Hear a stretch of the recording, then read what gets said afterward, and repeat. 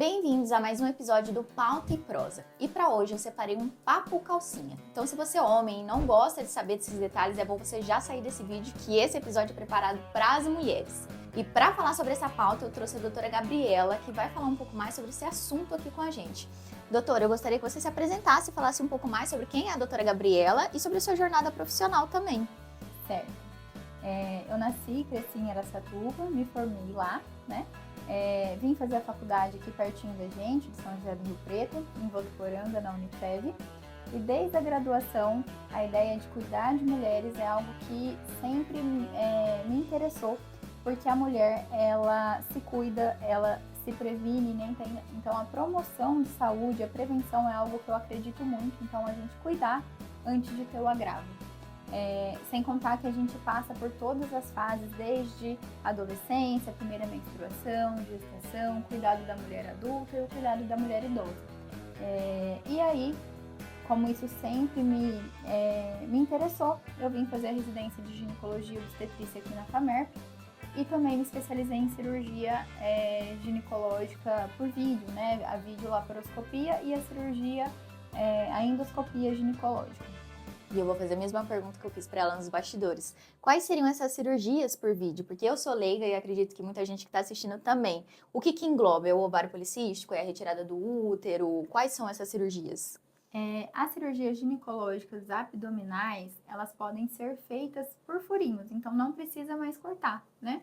Então a gente consegue retirar o útero pela videolaparoscopia, a retirada do ovário. Quando a paciente não precisa retirar o ovário, apenas o cisto que está nele, a gente chama de oforoplastia, laqueaduras. Então, as cirurgias de retirada de focos de endometriose, tudo pode ser feito por vídeo. Legal. E doutora, eu separei esse episódio porque eu, como mulher, sei que existem muitos tabus quando a gente fala de saúde feminina, de relação sexual. Então eu queria fazer esse papo calcinha mesmo para a gente poder conscientizar muitas mulheres. Porque desde as mulheres mais novas até as mulheres mais velhas sofrem com esses tabus. Você, dentro do seu consultório, no seu dia a dia, você lida com muitos tabus, muitas mulheres que têm dificuldade de falar sobre a sua saúde íntima? Sim, Má. Principalmente quando é o primeiro contato e a paciente já te procura por conta de algum problema, corrimento ou algum problema em relação à sexualidade, às vezes você percebe um certo desconforto em falar sobre isso, às vezes ela vai falar só na consulta seguinte, né? Por medo desse corrimento, por medo de julgamento, ou se esse corrimento vai representar, às vezes, uma doença sexualmente transmissível, ou por ela falar da sexualidade dela, sobre dor, sobre, às vezes, a ausência de prazer, ou não conseguir chegar no orgasmo. Você percebe que às vezes é um assunto delicado e difícil de ser falado. E existe muito preconceito também, até nas rodas de conversa, porque mulher fala mesmo, né? Não tem jeito. Às vezes quando você relata, eu tive uma candidíase, eu tive uma vaginose, as pessoas falam, como que você pegou isso? Porque muitas pessoas relacionam a saúde sexual, a relação sexual. E isso é um mito, porque já me explicaram até mesmo em consulta que a saúde íntima é muito delicada. Então tem coisas que a gente tem por conta de uma calcinha que não é o tecido adequado, por conta do jeito que faz a higiene. Existe muito isso, né, do preconceito quando a gente fala de saúde íntima. Sim, eu gosto de brincar, né, que a vagina, ela é uma floresta, né, e como floresta, a gente tem ali os seres vivos, que a gente chama de microbioma vaginal, que são fungos e bactérias que convivem ali, então que fazem parte dessa flora vaginal, e quando eles estão em equilíbrio, tá tudo bem. É importante a gente salientar também que nem todo corrimento é patológico, existem corrimentos que são fisiológicos, que são normais, né? E quando algo ali dentro dessa floresta entra em desequilíbrio, seja por uma roupa apertada, muito tempo com biquíni, uma calcinha com material sintético, uso de sabonetes íntimos, isso entra em desequilíbrio e a mulher pode desenvolver esses corrimentos. Mas também há aqueles corrimentos que são relacionados às doenças sexualmente transmissíveis. Eu acredito que muitas mulheres, assim como eu, têm muita dificuldade quando a gente fala de corrimento. O que é saudável e o que não é? Porque é difícil da gente conseguir diferenciar isso no dia a dia. Sim. Sempre é necessário, né, uma avaliação médica, porque muitas vezes você vai julgar aquilo como normal, porque sempre foi assim e não vai ser. Mas, geralmente, um corrimento que não tem cheiro, em pouca quantidade, que não lhe causa sintomas, é um corrimento que tá tudo bem, tá? Diferentemente se ele vem abundante, com uma coloração esverdeada, um amarelado intenso, pode significar algo ruim, ou que ocasiona dor ou coceira, né? Fissuras, que são pequenos machucados ali na vulva, normalmente não tá tudo bem. No ciclo menstrual, durante o mês, né? Ou mesmo as pacientes que usam pílula e não possuem o ciclo menstrual, é comum que a gente tenha alguma variação, tá? Dentro desse normal. Então, ele pode ser transparente, como uma clarinha de ovo. Ele pode ser branco em pequena quantidade. No final do dia ou na calcinha, ele pode estar até levemente amarelado por conta da oxidação que as bactérias fazem, tá? Então, por isso que é difícil a gente explicar, porque Diferenciar. existe várias nuances, né? E é importante você conhecer o seu corpo, porque, tá tudo bem, mas mudou a quantidade, mudou o cheiro ali, precisa de uma avaliação. Isso de conhecer o corpo realmente é muito importante. Vou até relatar, teve alguns anos atrás, uns 4 anos atrás, eu tive uma infecção urinária. E eu só consegui perceber por conta que eu conhecia o meu corpo. Eu estava menstruada no mesmo período e eu via que aquela menstruação ela não acabava. E por eu conhecer o meu corpo, saber exatamente o meu período, como que é, a quantidade que é, a forma que é, o cheiro que a gente sabe, né? Porque tem essa alteração antes. Eu vi que tinha uma coisa de errado. Falei, esse sangramento não é a minha menstruação. E aí fui no médico, fiquei internada porque eu descobri justamente por conhecer o meu corpo. Então é muito importante que a gente saiba isso Sim, também. sim. Quando ela vai numa consulta médica para às vezes aprender, né, sobre o corpo dela, né, sobre as alterações, ela se empodera do cuidado. Então ela consegue cuidar melhor de si, reconhecer precocemente os sinais, reconhecer quando está alterado. E no dia a dia do consultório, porque eu falo do consultório porque você vive essa realidade, né? Quais os maiores erros que você vê as mulheres cometendo? Na verdade, talvez negligenciando nessa saúde. É um exame que não faz, é algo que não repara porque não presta atenção no próprio corpo, porque às vezes parece até bobo dizer, mas as mulheres têm vergonha de conhecer o próprio corpo. Então, às vezes, elas podem estar negligenciando algo por falta de autoconhecimento. Quais os maiores erros que você, como médica, vê dentro do seu consultório? Hoje eu vivo uma dualidade, tá? Então a gente tem essas pacientes que não fazem exames por medo, que têm vergonha e que não procuram um médico. E às vezes acabam ali se automedicando, né? Indo numa farmácia quando tem alguma coisa e comentando com o farmacêutico e utilizando ali pomadas e cremes vaginais ou tratando para alguma coisa ali, usando anticoncepcionais por conta própria, sem saber se Ai, que pode, se perigoso. não pode. Exatamente. Então a gente tem ainda essas pacientes, mas hoje também a gente vive uma sobrecarga, isso é até uma polêmica ali, de pacientes que querem fazer exames a todo custo, os exames eles têm sua Sim, indicação, né? Então hoje as pacientes fazem exames de várias coisas, parece uma lista enorme, incontável, então não é assim que se cuida da saúde, isso é um cuidar desmascarado, né? Pacientes utilizando polivitamínicos sem necessidade, hormônio, anabolizantes, principalmente nessa ânsia de ter que produzir, de ter que criar, de ter que estar bem o tempo todo, de ter que estar ativa o tempo todo. Então, hoje eu sinto que a gente vive uma dualidade. A gente também tem essas pacientes que têm essa vergonha e não procura, e a gente tem essas pacientes que procuram em excesso e tudo tem uma causa e querem tomar várias medicações e utilizar vários hormônios. E eu acho que ambas negligenciam com o corpo. inclusive, quando você estava falando isso, veio uma coisa na minha cabeça. Eu sempre vejo propaganda, igual vitamina de cabelo, que é vitamina para mulher, que fala que inibe o corrimento, enfim. Você acha que isso é uma coisa perigosa também? Porque muitas Sim. mulheres que às vezes não tem esse olhar de realmente procurar um profissional, de fazer esses exames, de se autoconhecer, às vezes vai ver aquilo e vai achar interessante. Falar, eu vou tomar porque aí acaba o meu problema aqui, que o meu problema é vitamínico, e isso também é perigoso. É perigoso, né? Então, para você diagnosticar uma deficiência vitamínica, isso precisa ser passado por uma avaliação médica, precisa ver suas condições de saúde, né? A sua alimentação, né? O que você come, por que você está deficiente nessa vitamina? como que tá a sua alimentação, e aí sim indicar um suplemento. Então a vitamina ela é uma medicação, Sim. né, e ela é vendida ali como se não fosse, né. E muitas vezes os pacientes tomam por conta, e aí isso é perigoso sim. E voltando um pouquinho lá quando a gente fala de tabu, eu acredito que eu saiba até a resposta, né. Qual é a parte que as mulheres têm mais tabu? Eu acredito que é na parte de relação sexual, mas também podem existir inúmeros tabus que eu não conheço. Você como médica, qual o maior tabu que você lida hoje? Realmente é as mulheres que têm dificuldade de lidar com a vida sexual delas? Como que é a sua Sim. realidade como médica? Com certeza, a sexualidade ela é o maior tabu ali para a mulher, né, apesar da gente ter melhorado muito isso, e hoje, elas terem muita informação, a gente ainda lida quando sai um pouquinho ali do script, quando ela tem algum problema relacionado à sexualidade, isso é uma dificuldade para falar.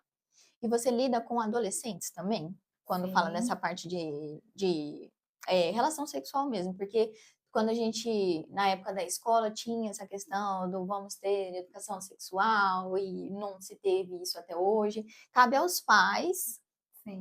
cuidarem ali, dar essa atenção aos seus filhos. Você também lida com adolescentes? Sim, sim. É uma consulta que eu gosto muito de fazer. Eu acho engraçado, assim, cada adolescente reage de uma forma, você percebe, quando a sexualidade já chegou ali para o adolescente, quando ele reage ali na consulta, e geralmente eles reagem com deboche, como tipo assim, tá, já sei o que você tá me falando, Aham, né? E isso é muito perigoso, né? Porque na adolescência é essa fase onde eu posso tudo, eu sei tudo, ninguém sabe mais do que eu.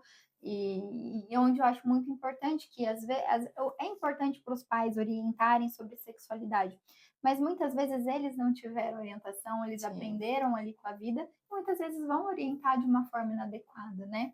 Então, eu acho muito importante os pais trazerem as filhas, os filhos, né, para essa consulta, para essa parte da sexualidade. E a sexualidade não é só falar sobre sexo, então, entender o ciclo menstrual, entender o seu corpo, entender as relações amorosas, entender permissividade. Então, se isso pode, Sim. se isso não pode, quando é legal fazer tal coisa, quando não é, né?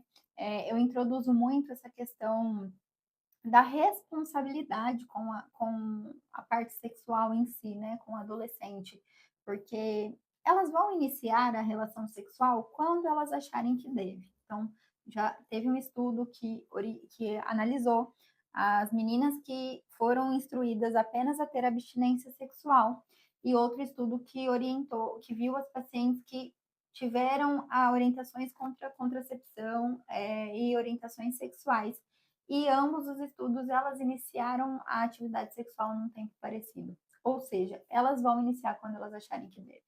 Não vai ser os pais delas que vão decidir, por mais que às vezes prendam em casa ou evitam falar sobre o assunto. Só que no grupo onde não foi falado sobre a contracepção e sexualidade, as meninas engravidaram. E é muito importante a gente tocar nesse ponto da gravidez na adolescência, porque na minha época de escola, apesar de não parecer, um tempinho atrás, eu via muito, e aquilo pra mim era assustador, porque eu vim de uma criação muito mais engessada nesse ponto. Minha mãe sempre orientou muito a gente, até às vezes na base do trauma. Então, quando a gente via, era uma coisa um pouco assustador. E é por isso que eu vejo com tanta importância a gente ter essa conscientização.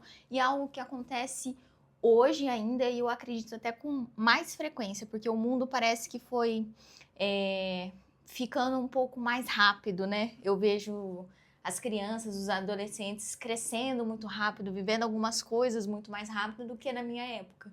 E hoje ainda acontece muito. Sim, acontece bastante. É, apesar de, né, essa precocidade ali na, nas coisas, como você comentou, como assim, se comparado aos nossos avós, que tiveram, às vezes, filhos muito mais novos, muitas vezes até na adolescência, ali antes dos 18, né? Isso reduziu porque hoje a gestação acaba ocorrendo, na sua forma global, um pouco mais tarde. Mas ainda ocorre e ocorre em grande quantidade. E é sempre trágico, né? Por mais que a gente fala que gestação não é doença, é uma vida que vai ser amada, que vai ser celebrada e que no fim, né, acaba dando certo, os pais, na maioria das vezes, acolhem, e adolescente, ele tem um apoio, e aí não aparece como tragédia, mas você vê essa adolescente muitas vezes abandonando os estudos, ou pelo menos precisando parar momentaneamente, sendo vítima de bullying, sendo se sentindo culpada, né? Tendo seus sonhos ali alterados, interrompidos. Então, é muito triste quando isso ocorre, né? Então, eu sempre oriento os pais, falo, precisamos falar sobre gestação, precisamos falar de contracepção. Hoje, precisamos falar da liberdade sexual. Então, o adolescente, ele vai escolher quando ele acha que é certo, né? Mas não acho errado, que você comentou ali em relação à sua mãe ter falado do trauma, né? Não acho errado a família também passar valores pessoais, valores morais ou até religiosos em relação a isso, né? Sempre que eu percebo que a família tem essa conotação, eu também introduzo um pouco sobre essa questão da religião, né? Dessa moral para o adolescente. Então, às vezes ele ouvir de outra pessoa, talvez isso ele vai interpretar de outra forma. Porque eu falo, nosso corpo é o nosso templo, né? Sim. É com ele que a gente realiza nossos sonhos, nossas conquistas, e a gente precisa cuidar. E justamente que a gente estava falando dessa inconsequência da adolescência, ele não vê assim o corpo dele como esse objeto de valor que realmente tem. Então, não é errado você passar essa moral, é errado você impor, é errado você impedir que esse adolescente tenha o acesso a como se proteger de doenças, a como se proteger da gestação, porque talvez depois ele possa se arrepender, mas que seja um arrependimento onde ele não teve consequências. Exatamente. Essa frase, inclusive, foi muito forte, né? Que seja um arrependimento que não tenha consequências. Porque viver vai de qualquer jeito. O importante é que viva da maneira correta. E, né, nossos pais, os pais desses adolescentes também tiveram seus erros, né? Sim. A gente só aprende com os erros errando, mas a gente precisa evitar esses agravos. Eu acredito que é até por isso que muitos pais têm essa criação na base do trauma, né? Porque viveram coisas que não desejam para os seus filhos. Com certeza. Eu até brinco com a minha mãe, eu falo, mãe, eu saí do medo de engravidar na adolescência pro medo de ter que congelar óvulos, aí, ó, a criação dela. Eu também estou nessa. Também tô indo por esse caminho. A gente passa ali a base da adolescência e fala, isso eu não vou sofrer, mas também depois... Eu me sinto uma adolescente de 30 anos. Eu também, eu falo, meu Deus, eu vou ter que congelar óvulo daqui a pouco. Uma fase eu já passei, que é da adolescência. Agora, pra ser mãe, tá um pouco difícil. Se eu engravidar, eu falo, gente, eu engravidei na adolescência. A gente ainda não tá preparada, não. E assim como a gente tava brincando agora sobre o medo de ter que congelar óvulos, assim como existem muitas gravidezes precoces, tem as tardias também. E é legal a gente falar sobre isso, porque assim como eu tô nova ainda, né? Mas pelo andar da carruagem, às vezes eu falo, até quando será que eu posso ser mãe? A gravidez, ela é fácil, entre aspas, até que certa idade da mulher? Mas é muito difícil dizer isso. Atualmente, eu acabei de acompanhar uma gestante de 46 anos. Ai, me deu esperança. Onde o bebê nasceu perfeito, sem nenhuma malformação. Mas a mulher, ela nasce com uma quantidade X de óvulos. Esses óvulos, eles sofrem atresia, que é quando morre, já intraútero, os óvulos da mulher. E aí ela nasce com uma quantidade de óvulos. Até a primeira menstruação, grande parte desses óvulos também morreram. Então, quando ela tem a primeira menstruação, ela já depletou grande quantidade, né? E à medida que vai tendo as menstruações, vão sendo recrutados cada vez mais os melhores óvulos. Então, desde a primeira até, né, a mulher entrar na menopausa. A gente vai considerar uma idade avançada para ter a gestação acima dos 30 ou 35 anos. Ai, meu pai, eu tenho pouco tempo. Então, a cada ano, a gente vai tendo essa depleção, né, dos óvulos e vai se tornando mais difícil. Mas o se tornar mais difícil não significa que você não vai conseguir, né? Mas também é importante e também tem essa dualidade no quesito gestação, onde eu encontro mulheres que, como o meu caso, me formei, o tempo, né, da formação demorou, vou me casar ainda e estou com 30 anos, né, e ainda não tive nenhum ano de casada. E você precisa jogar a real e falar, olha, talvez você vai ter que também parar um pouco os seus planos, os seus sonhos ali momentaneamente para pensar numa gestação, né? Você e o seu esposo.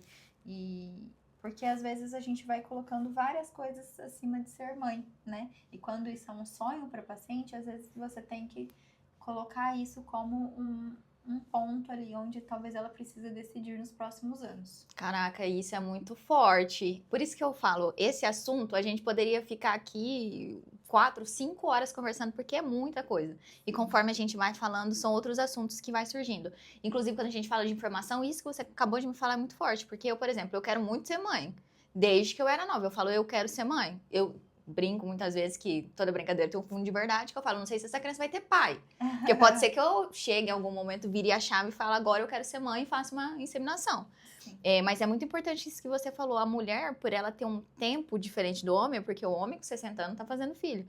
Agora a mulher não. A renovação de espermatozoide, né, do homem, ela ocorre mais ou menos a cada 90 dias. Então é uma renovação mais periódica, diferente da mulher. Igual eu expliquei, ela nasce com uma quantidade X de óvulos, né? E ao passo que eu tenho essa paciente que eu citei, de 46 anos, né, que ganhou o seu bebê, eu tenho pacientes de 30 que não conseguem engravidar. E que os exames estão tudo bem, que nos exames do marido também tá tudo bem.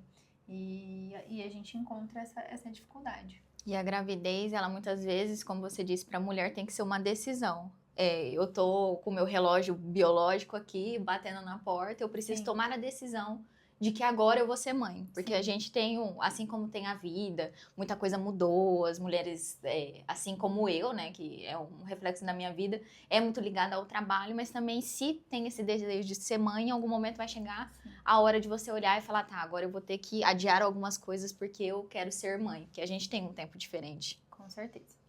E quando a gente fala de gestação, os cuidados, voltando ali para a saúde íntima, os cuidados são diferentes?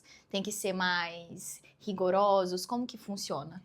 Na gestação, os corrimentos vaginais, eles podem propiciar alguns agravos, desde abortamento, trabalho de parto prematuro, né? Então, muito tem se estudado sobre isso, e na gestante, qualquer corrimento, a gente realmente precisa dar uma atenção ali para que isso não desencadeie um agravo. E quando a gente fala de saúde íntima, voltando um pouco lá para o começo, que a gente vai aqui batendo papo, quais são as doenças mais comuns? Porque a gente ouve falar muito de candidíase, mas existem outras doenças que também acabam sendo comuns do dia a dia da mulher. Não que deveriam ser assim, mas é que acabam sendo. Tá. Bom, em relação a, né, pegando o gancho ali da candidíase, a gente tem a Gardnerella, que ocasiona a vaginose, a gente tem alguns corrimentos mistos, a gente tem corrimentos mais complicados, como vaginites citolíticas, inflamatórias, por isso que é muito importante a gente, né, ter esse diagnóstico por um médico, porque, por exemplo, a vaginite citolítica, ela imita muito a candidíase, e às vezes você fica tratando, não melhora e é outro tipo de corrimento. A gente tem a parte de sangramentos, então pacientes com miomas, com adenomioses, que tem ciclos intensos, sangramentos abundantes que às vezes levam essa mulher a uma anemia importante. A gente tem a endometriose, né, que é uma doença que é diagnosticada tardiamente, que ocasiona dores, principalmente menstruais, dor na relação. Às vezes a paciente tem algum sintoma associado, como dor evacuatória, como dor miccional para fazer xixi. Bom, são inúmeras ali as patologias e são muito frequentes. A síndrome do ovário policístico, né, que leva uma dificuldade a paciente ovular, e aí com isso ela tem toda uma alteração metabólica, ela tem dificuldade em menstruar. E a endometriose, eu acredito que é uma das doenças que causam mais dificuldades das mulheres em engravidar, acredito eu, pelo que eu vejo da internet, né, do pai Google. E também é uma das doenças que as mulheres acabam buscando o diagnóstico tardiamente. A endometriose interfere na fertilidade, mas acredito que não esteja ali no top 1 das que causam infertilidade. Muitas pacientes que têm esse diagnóstico, às vezes têm essa sentença ali da dificuldade, mas muitas delas vão conseguir engravidar sozinha. O diagnóstico da endometriose, ele geralmente é tardio, porque eu acho que a mulher, ela é muito banalizada, né? É normal, assim, você sentir cólica, você sentir dor. Então, tudo é normal, é normal, é normal. Muitas vezes é negligenciado esse diagnóstico, né? Ela sempre... eu sempre tive cólica, então é assim, esse é o meu fardo, né? E muitas vezes a gente vai diagnosticar, às vezes, numa infertilidade. É o que ocorre. Mas uma coisa que é muito importante, que ocasiona infertilidade e até um alarme, a gente tem as doenças sexualmente transmissíveis, a clamídia e o gonococo, né, que é a gonorreia, que são bactérias, e principalmente a clamídia, ela dá uma infecção pouco sintomática na maioria das vezes. Então, a gente tem essa infecção sexual, ela ocasiona várias aderências ali dentro, no útero, na tuba, e muitas vezes a paciente não vai saber. A gente vai descobrir ali numa infertilidade dela e que a gente faz o exame e vê que... Eu nunca ouvi falar. Inclusive, eu até gostaria que você falasse um pouco o que são essas doenças, porque eu nunca tive acesso nem ao nome, é a primeira vez que eu tô escutando. Certo. Existem algumas bactérias que são bactérias de transmissão sexual, que elas dão a doença inflamatória pélvica, né? Essa doença inflamatória pélvica, ela pode ser uma doença aguda, onde cursa com febre, corrimento fétido, dor ali no útero, né? E pode formar abscessos ali no ovário, na trompa. Isso é um quadro mais agudo da doença. E existe essa bactéria ocasionando quadros crônicos, como uma inflamação no endométrio, uma endometrite, uma cervicite, então, que é a inflamação ali no colo do útero. E às vezes esses quadros são muito frustros. As pacientes não têm ali sintomas onde elas identificam corretamente. E a gente vai descobrir ou no exame físico, numa suspeita ali, num corrimento alterado, né?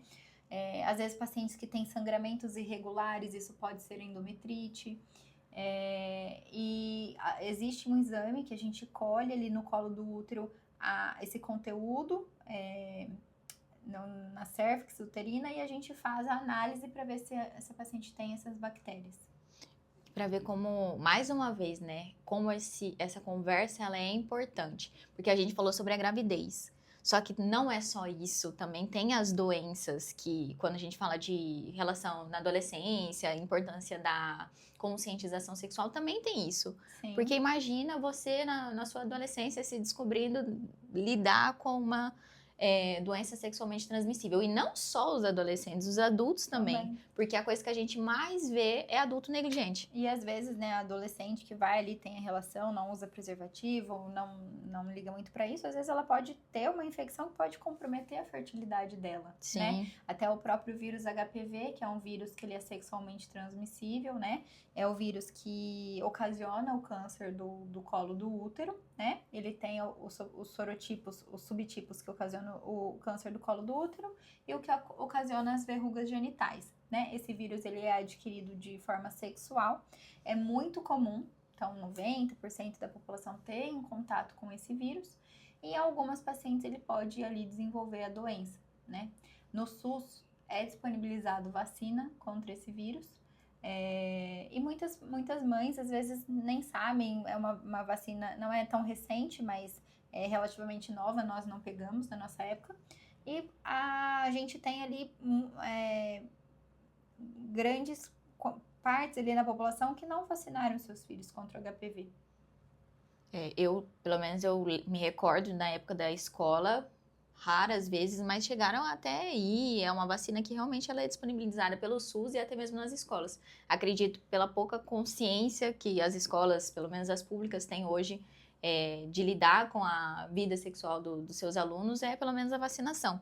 E quando você fala verrugas, eu tô aqui sempre perguntando essas coisas mais difíceis, porque assim como eu, tem muita gente leiga, e aqui o intuito é realmente propagar a informação. O que são? Porque talvez tem muita gente que vai assistir que já lidou com algum tipo de acontecimento desse e não soube lidar, não teve a informação. As verrugas genitais ocasionadas por esses tipos de HPV, elas vão dar como lesões Uma ali, verruga normal. na vulva. Ela é um pouquinho diferente das verruguinhas que a gente tem na pele, né? Mas é uma verruga que dá ali na região genital. Elas às vezes podem dar várias, né? Se espalhar. Esse HPV que dá essa verruga, ele não ocasiona o câncer do colo do útero, são tipos diferentes, mas às vezes gera um incômodo ali, às vezes se a gente não trata, a paciente pode ter muitas lesões, né? Principalmente as pacientes que têm alguma comorbidade, então um diabetes grave, uma imunossupressão por um HIV, né? Então ela tem essa imunidade fraca, essas verrugas podem gerar ali um crescimento bem importante.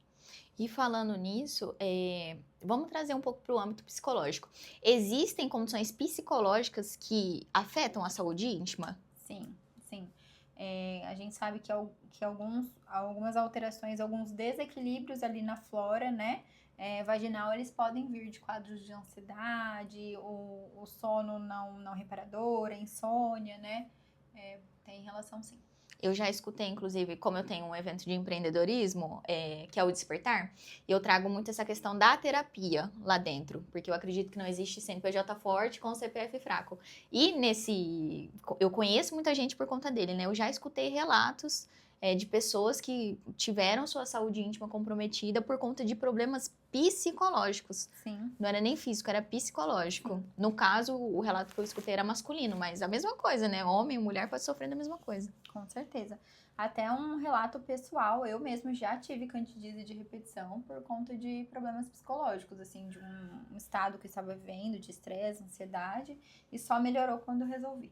A parte psicológica. Sim. E é muito importante a gente tocar nesse assunto, porque às vezes tem muitas mulheres que estão procurando essa solução e algo a caráter físico, só que é psicológico. Eu sempre oriento, né? A gente vai tratar ali, por exemplo, esse escorrimento, né? Mas principalmente nos casos onde ele é de repetição, não é só o tratamento, né? Sim. É você entender toda essa rotina da paciente, o estado psicológico dela, como que tá a alimentação, como que tá o sono, qual que é a prática sexual, qual que é a prática de higiene, né? Então, envolve tudo isso a gente lidar com esses escorrimentos de repetição. E é muito importante a gente falar de prevenção, né? Porque a prevenção não é, como eu disse alguns minutos atrás, não é só ligada à gravidez, mas principalmente a evitar tudo isso. Não é só o anticoncepcional. Eu falando aqui como se, né, entendesse alguma coisa. Eu tô com a doutora aqui justamente para explicar. Mas não é só o anticoncepcional, é o uso da camisinha, enfim. Até gostaria que você falasse um pouco mais sobre essa questão da prevenção, que é muito importante. Sim. Em relação à prevenção das doenças, a gente tem o preservativo, né, ali como mandatório, tanto masculino quanto feminino. É importante salientar que ele não previne 100%, tá? Principalmente Isso eu tô descobrindo agora. Das verrugas que são ali externas, né? Então, a gente pode ter o contato com essas regiões e o preservativo não previne, mas em grande parte sim, então ele não é abandonado. Você conhecer o seu estado de saúde, né? Então, você fazer seus exames de repetição, a vacina contra o HPV, né? Então, para fins de prevenção da sexualidade é isso. E eu sempre falo também, a liberdade sexual, ela é muito, muito boa, né? Hoje, então, a mulher, ela não é tão reprimida sexualmente como antigamente, mas a gente também não pode confundir com a libertinagem, né? O sexo, ele tem algumas consequências. Gravidez, doenças, dependendo ali do tipo da relação sexual, né? E a gente precisa ter uma certa responsabilidade para isso, né? Exatamente. Então, conhecer com quem você está relacionando, conhecer com quem você está entregando o seu tempo, eu acho que é importante, né? E eu sempre trago isso em consultas, assim, para as pacientes. Inclusive, vocês escutaram que mesmo com o uso de preservativo, a gente não tá 100% imune. Então, minha senhora, se você for ficar com o homem e ele falar que não vai usar camisinha, você corre desse homem. Porque não tem a menor condição a gente, nesse mundo, lutando, ter que lidar com um homem que não gosta de usar preservativo. Então, gente, vamos criar essa consciência. E um termo que eu vejo muito na internet, mesmo no Instagram, é a questão me fugiu a palavra, mas de cuidar do seu corpo, de saber com quem você está se relacionando e de também não se relacionar com qualquer um, com todo mundo. Lembrei a palavra, quando a gente fala isso parece até um pouco preconceituoso, mas é higiene. pessoal que a com gente certeza. fala. E tudo bem, se você quiser viver a sua liberdade, como a doutora mesmo disse, todo mundo tem liberdade. Vamos fazer isso de forma consciente, porque existe muita coisa que a gente até desconhece. Tô aprendendo muito, inclusive, nesse bate-papo, e o quão é importante a gente falar sobre isso. E principalmente sobre se prevenir, não só da gravidez, mas das doenças. Tem tantas coisas que podem afetar a nossa vida para além. Com Né? certeza. Talvez você tenha uma atitude impulsiva na sua adolescência que quando você tiver nos seus 30 anos e quiser ser mãe, vai ser algo que vai te prejudicar, te abalar, enfim. E outra coisa que eu também escuto muito no meu dia a dia é a infecção urinária. Que ela pode, que muitas vezes pelo pouco que eu acesso ali, a gente vai confirmar essa informação agora, ela pode ser tanto pela relação sexual quanto pela falta de cuidado no dia a dia ou pela correria do dia a dia. Muitas mulheres acabam ali não olhando para essa parte. Sim. A região, né, a íntima, feminina, ela é muito exposta, né? Ela é vulnerável em detrimento se a gente for comparar com o órgão genital masculino, né? Então, a gente tem proximidade com o ânus, né? Uma comunicação ali próxima.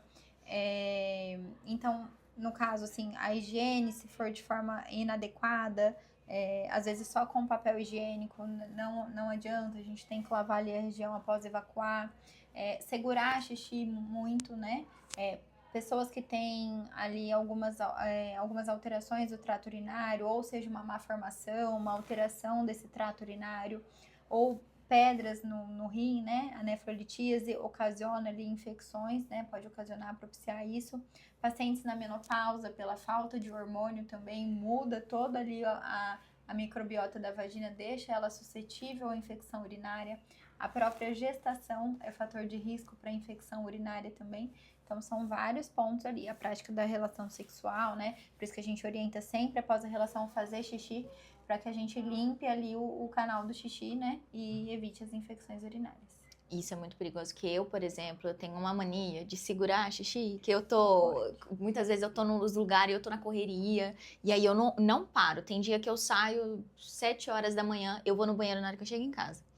Isso, tô aqui me entregando, inclusive, mas essa é uma mania que eu tenho e que às vezes eu tô até conversando com algumas mulheres, até no trabalho, elas falam, eu tenho a mesma mania. É de beber pouca água e é de segurar xixi. 2 manias horrorosas. Horrorosas para infecção urinária. Se é pegar infecção, é fazer isso. E já que a gente tá nesse assunto de informação, desinformação, a gente já falou sobre muita coisa, mas tem mais alguma coisa que você vê no seu dia a dia, a caráter de desinformação que você acha importante a gente citar? Eu acho que essa questão, né, de colocar ali vários produtos que a paciente precisa usar. Então, precisa usar protetor diário porque a calcinha não pode ter uma mancha. Precisa usar sabonete íntimo, precisa usar desodorante vaginal. Então, todas essas coisas, elas podem afetar ali a flora vaginal, pode afetar a saúde vaginal ali como em si, né? Então, assim, não usa protetor diário, ele vai deixar abafado, não tem problema que no fim do dia a gente tem um pouquinho de corrimento ali na calcinha, igual eu te falei, existem corrimentos que são do bem, né? Então é normal. A nossa vagina, ela é ácida, então a acidez desbota o fundo da calcinha, amarela o fundo da calcinha, né? Então se é uma calcinha colorida, pode desbotar, se é branquinha, pode ficar amarelado, isso não é sujeira, né? A vagina, a vulva, ela tem o odor próprio. Eu brinco, não cheira florzinha. As mulheres chamam de florzinha, mas não cheira florzinha. Sim. Tem o odor próprio. É claro que não é para ser um odor fétido, mas você não precisa ficar insegura sobre esse cheiro e mascarar com desodorantes íntimos, perfumes íntimos. Isso afeta, isso pode ter agentes que vão te ocasionar alergia, né?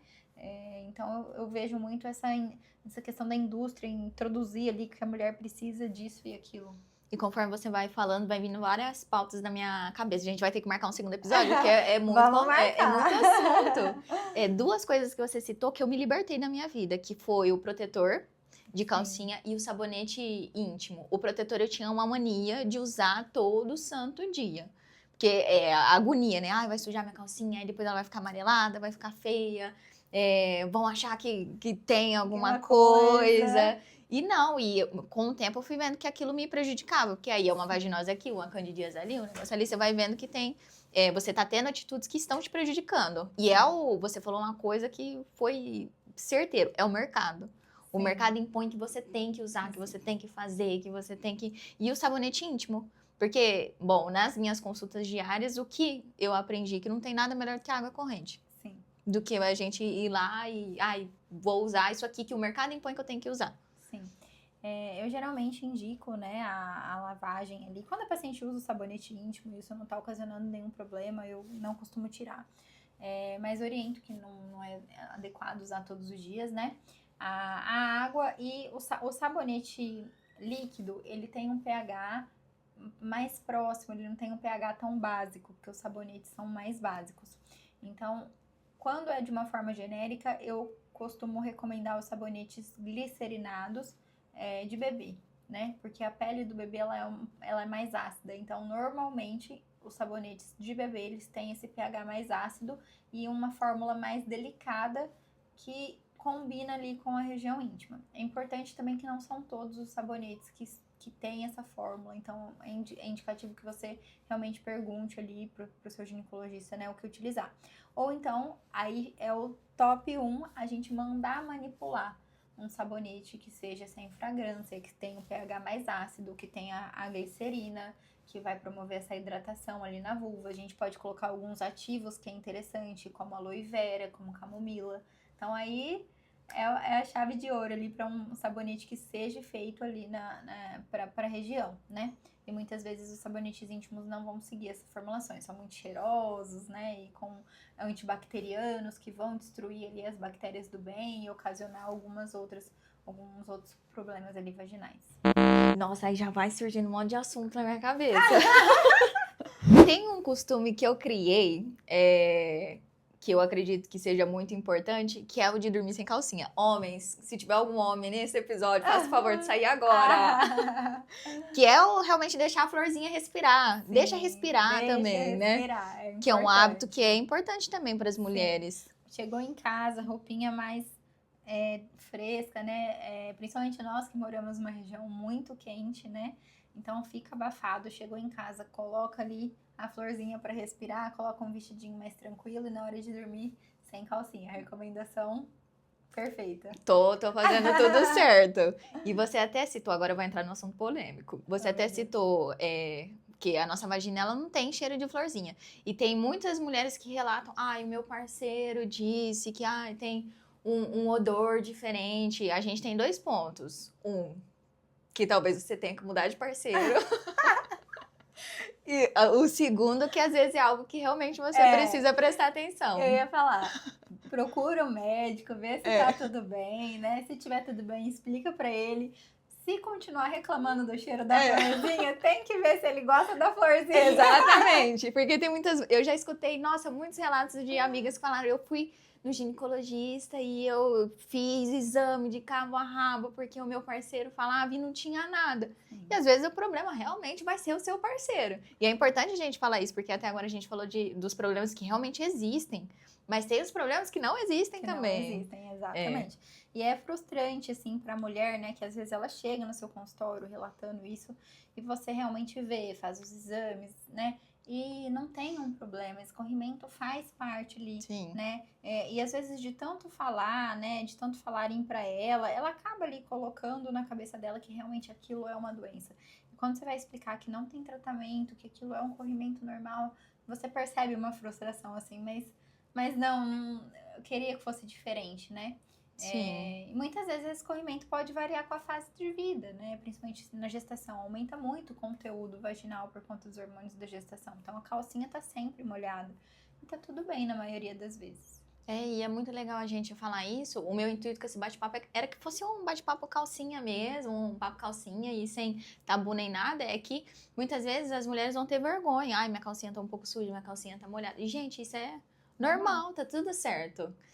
E falando, é tanta coisa que a gente pode falar, mas vamos tentar falar um pouquinho de tudo. O anticoncepcional, que também é um assunto polêmico, porque tem quem faz uso, tem quem é contra, tem essa questão do, se eu tomar anticoncepcional eu vou engordar, se eu tomar anticoncepcional vai ser uma bomba de hormônio no meu corpo. Esses dias vi até um meme no Instagram, que um rapaz falava, vou abrir a bula de um anticoncepcional, e nunca mais parava de abrir o papel, porque realmente é muita contraindicações.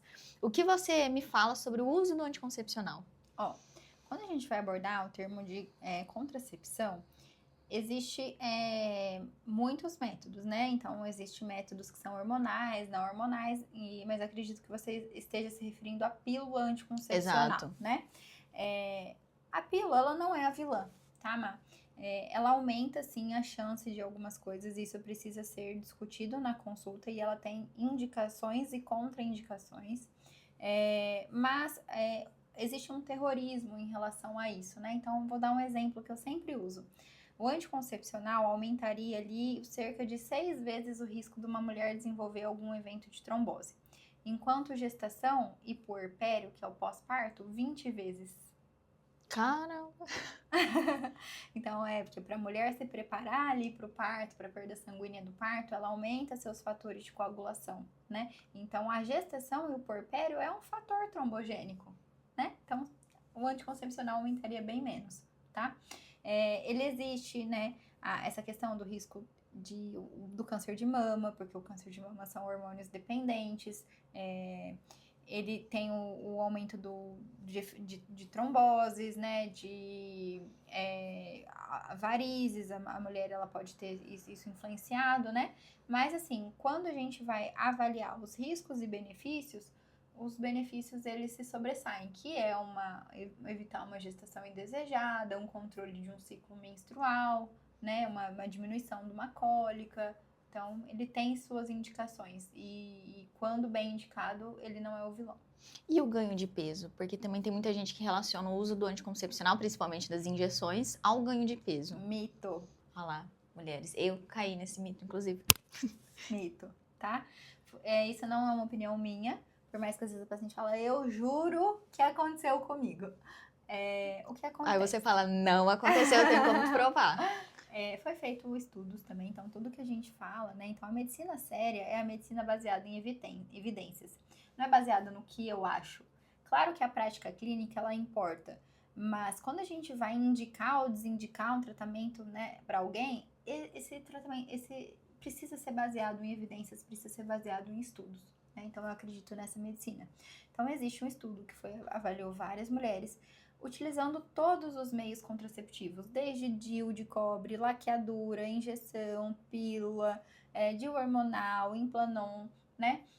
E foi visto que existia uma pequena variação. Então, todas as pacientes, elas aumentavam o peso com o passar do tempo.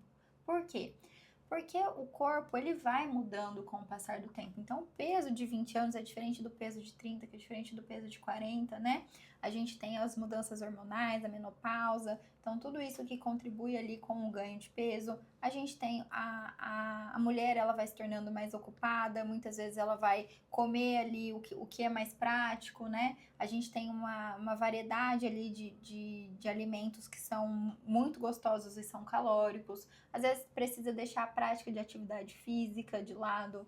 Na gestação, às vezes a paciente ganha um pouco de peso e não retorna ao peso anterior. Então, são vários fatores que influenciam, né? E todas essas pacientes ganharam peso, mesmo a que usavam laqueadura, né? Que Caramba. não tem relação ali com essa parte hormonal. A única ressalva foi para a injeção trimestral, né? Que ela teve um ganho maior de peso. Então, as pacientes que usavam ali, ela ganhou um pouquinho mais, 2 quilos. Ah, gente, olha lá. Isso é um mito que eu, inclusive, caí, porque eu não faço uso de anticoncepcional, fiz na minha adolescência por conta do meu ciclo menstrual, e hoje, na vida adulta, eu com anticoncepcional não dá certo, porque eu sou tão corrida que eu esqueço de fazer as coisas. Então, para eu esquecer, é daqui e ali. E aí, eu sempre tive essa questão com a injeção trimestral, porque escuta-se muito que você engorda demais ao tomar. Acabei de descobrir que não, então, né? É uma opção viável. E também tem o DIU. Sim, sim. Entre todos, o DIU seria a melhor opção, ou não? Não existe a melhor opção. Aí, gente. A melhor opção é aquela que se encaixa para o paciente. Existem, sim, os métodos que falham menos. E aí, top 1 seria o Implanon, que é o implante de etonorgestrel, né? ele falha menos do que a laqueadura, né? Depois a gente tem as laqueaduras e os DIUs hormonais e de cobre ou cobre com prata, que eles estão ali com uma taxa de falha muito semelhante. Então, os DIUs e a laqueadura, a vasectomia, eles falham quase que igual ali, tá? A variação é pequena. E aí, depois a gente tem as injeções, a gente tem os anéis vaginais, a gente tem as pílulas, métodos que precisam da gente lembrar de fazer o uso diário, né? Então, a pílula, o preservativo, são métodos que falham mais, por quê? Porque eles dependem do ser humano. E o aí ser humano é o problema. Porque quando é o índice de Pearl que a gente fala, né? Que é o que avalia, uma tabela que avalia ali o efeito do uso dos contraceptivos. Tem o uso típico, que é o uso que o ser humano faz, e o uso perfeito, que é como o método manda. Então, o uso perfeito, você vai ver que quase todos os métodos vai gerar em torno ali de 98%, 99%, com suas variações. E o uso típico aí vai cair muito. Por quê? Porque preservativo a pessoa não coloca direito. Não coloca desde o início da relação sexual, né? Às vezes vai fazer uma brincadeira ali sem preservativo. Não confere se esse preservativo ali depois estava íntegro. Usa relação sim, relação não. O contraceptivo esquece um dia, esquece 2, toma tudo junto. Então, os métodos que falham mais são os que dependem do ser humano. Aí vai uma criança nasce com o DIU, né? Pendurado na cabeça, igual a gente vê no Instagram. Porque nenhum método ele é 100%. E essa foto do DIU pendurado também, ela é fake news. Ah lá, gente, não caiam mais nessa fake news, que agora vocês estão informados. Existe gestação com DIU, tá? Pode acontecer gestação com DIU.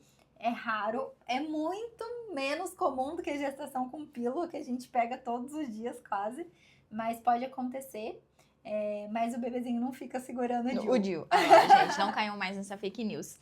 E Gabi, pra gente encerrar, se você pudesse deixar um conselho para as mulheres que ainda não cuidam da sua saúde íntima, que tem muito medo, que tem muita vergonha, qual conselho que você deixaria? Bom, é que realmente procure, né, um profissional capacitado, um profissional que seja baseado em evidências, que vai dar um tratamento ali, não baseado nos seus princípios ou no que ele acha, mas sim no que a gente tem de mais moderno, no que a gente tem na ciência, que elas procurem informação de qualidade. Hoje a rede social, ela possibilita inúmeras portas pra gente, né? Mas também tem portas que não são tão legais, informações que não são tão legais. Então, simulam de informações de qualidade e não deixem de se cuidar, né? Porque vale muito a pena. E como as pessoas te encontram? Se quiserem marcar uma consulta com você, te acompanhar nas redes sociais, ver os seus conteúdos, como que elas podem te encontrar? No Instagram, né, é @doutoragabriela.go, Gabriela com 2 L's, e o meu consultório fica no Incor. Gabi, muito obrigada pelo seu sim, por participar. Acredito que a gente conscientizou muitas mulheres e alguns homens também, porque sempre tem um curioso, tenho certeza que tem algum que tá vendo até o final. Mas esse é um papo muito importante pra gente gerar conscientização, desde as mulheres mais novas até as mais velhas. E muito obrigada por participar. Espero te trazer novamente. Prazer. Que é um assunto muito amplo. Com certeza estarei. E a gente pode abordar aí durante muito tempo. Foi um prazer te receber. O prazer foi todo meu, espero que tenham gostado.